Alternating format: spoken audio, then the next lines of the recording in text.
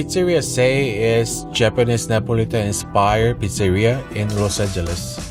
The pizza is based on the Neapolitan pizza, but the toppings and the technique makes it unique.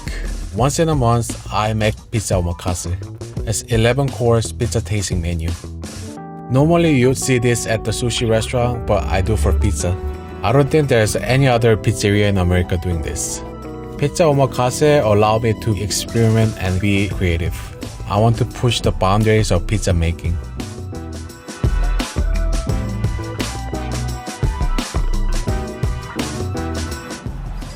Hi guys, my name is William, chef and owner of Pizzeria Sei. Right now it's 8 a.m. and we have omakase day today. We have a lot of things to do. Come on in.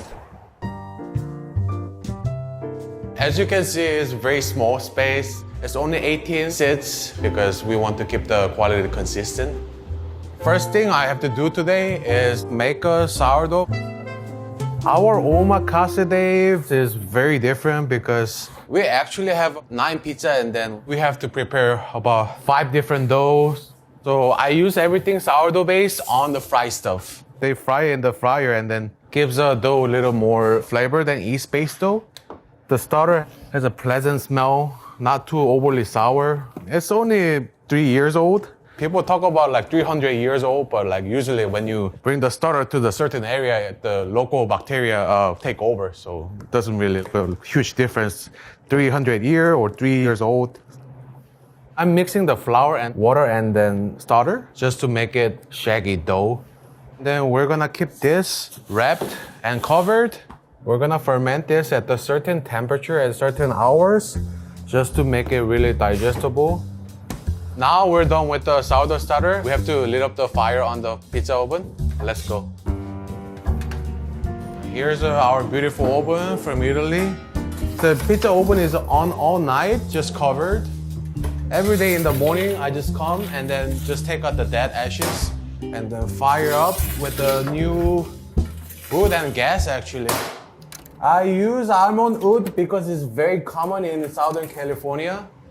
We're gonna heat up the oven with the gas together with the wood and then turn off when it's ready. And then on the service, we only use the wood. I think wood gives something very characteristic, just like gives an extra radiation heat that cooks the pizza better.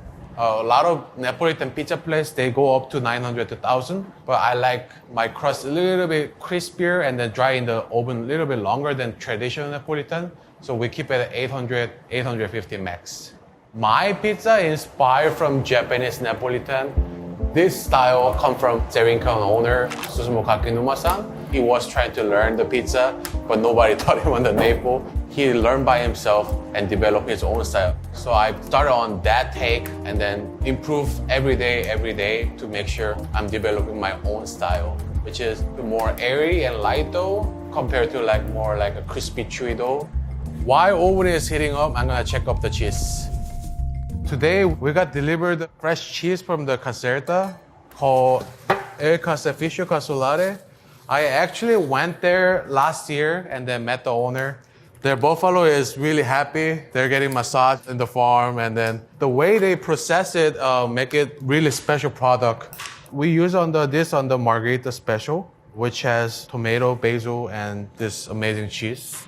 Whenever I get the fresh one, I have to check because when you move the stuff from the airplane, because of the osmosis on the height, the flavor draws out to the whey. So I have to make sure how many hours I'm gonna drain this because whey is actually flavor here. If I drain too much, the cheese can be quite bland. If I drain the right amount, the flavor is amazing. We can see the cheese is inside, has a quite water.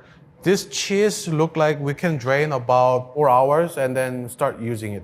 Because they're handmade, sometimes it comes a little undersalted, then I'll salt the pizza itself a little more. Okay, now we cut everything. We're gonna drain these guys a couple hours in the fridge. I'm gonna have a meeting with my chefs to discuss the omakase preps. On normal service day, we don't need prep list, but omakase day, because we have a lot of complex items, we actually have to write down everything. Menu this time is 9 pizza and 1 salad and then 1 dessert. They're gonna do like a knife works, I do the dough. So they're checking what kind of prep list for menu item because at every omakase, I try to change the menu. We're on good shape. Let's have fun. Now it's almost 11. It's time for me to prep the different omakase toppings.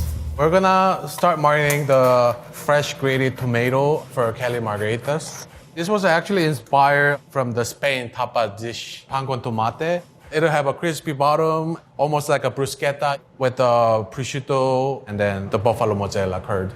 It's like a very like Californian, like melting pot all together. So we're gonna drain this tomato like a couple minutes in a chinois, and then after we drain it dry, it's ready for marinating with salt and the herbs, garlic, and olive oil. Very high quality olive oil from Tuscany. Sourcing on the pizza is very important because if you put the bad ingredients on the pizza, the dough just takes all over and then you don't taste anything. We're gonna cover this tomato just to make sure it's not oxidized, and then we're gonna move on to the shallow vichyssoise cream. This one, we're gonna have it with caviar potato pizza. On there, we're gonna have crispy potato, pecorino, and then fior di latte, the mozzarella from Italy. We have shallots from the local farmers market. They're really sweet and they're not overly spicy. I like to use kosher butter for the sauces. I think it gives a little more umami than just using a regular butters. We're gonna deglaze with the dashi that we made yesterday.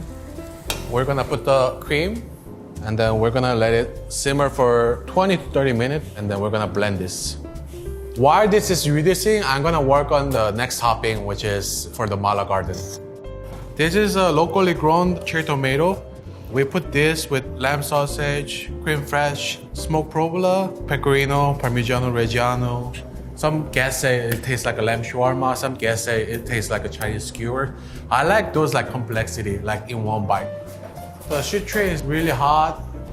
Put the cherry tomato on there. A little bit of olive oil, garlic, and herbs.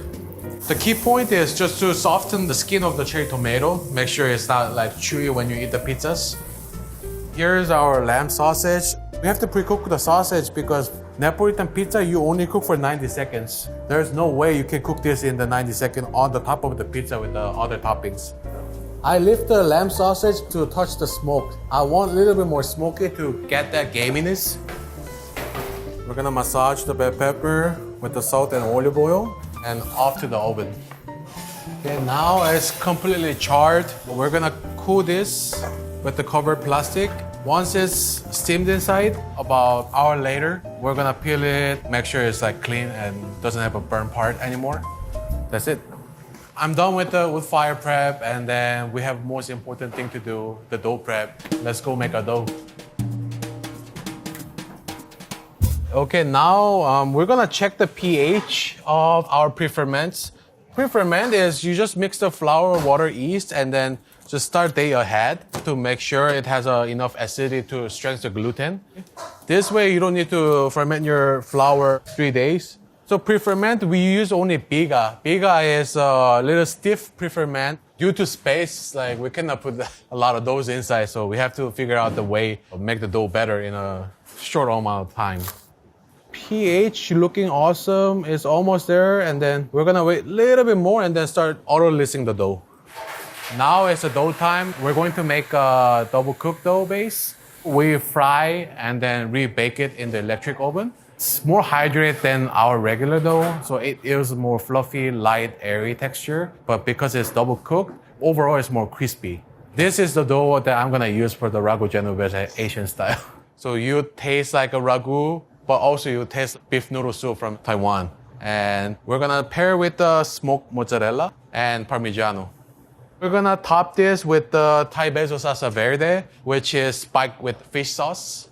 Right now we have a 6,000 water, 10 kilograms of flour, so we're gonna start auto-lissing. The auto-lissing is literally incorporating the dough like this. It's not really developed or kneaded dough, but water and the flour combines and then develops the gluten more faster. I see reading as 18 Celsius. Then after 30 minutes of auto-liss, it'll rise up to 20.5, and then we're gonna put the biga inside.